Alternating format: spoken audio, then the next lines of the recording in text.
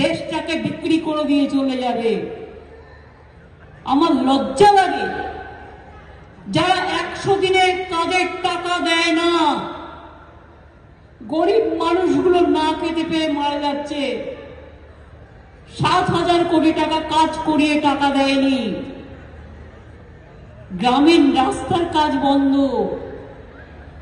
বাংলার আবাসনের কাজ বন্ধ, হেলথে বলছে আমরা সবটাই করে দিয়েছি, বলছে গৌরীকে রং করতে হবে। কেন?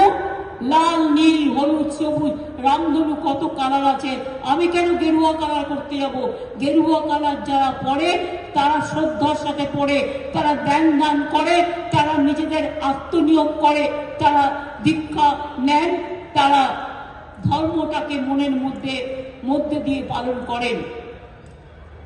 আমি তো সামাজিক জীব, আমি তো একজন মানুষ।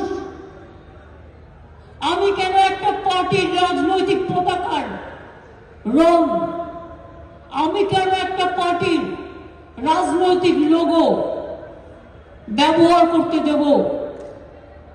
মনে রাখবেন, অনেকেই বড় বড় কথা বলে, নির্বাচনের সময় ধর্মে ধর্মে সুড়সুড়ি দেয়। আবার অনেকে বিজেপি যেমন হিন্দু ভোট ভাগ করার চেষ্টা করে, আবার কিছু দালাল নেতাও তৈরি করেছে মুসলিমদের মধ্যে, তারাও গিয়ে যাতে মুসলিম ভোট ভাগাভাগি হয় তার জন্য টাকা নেয় এবং ভাগ করবার চেষ্টা করে। আমি এটা করি না। গুরুত্বপূর্ণ ভূমিকা নিতে হবে। দেশ বাঁচবে, সর্বধর্ম সমন্বয় বাঁচবে, রামকৃষ্ণ পরমহংসদেব বাঁচবে, স্বামী বিবেকানন্দ বাঁচবে, সব ধর্মের মানুষ বাঁচবে, সব বর্ণের মানুষ বাঁচবে।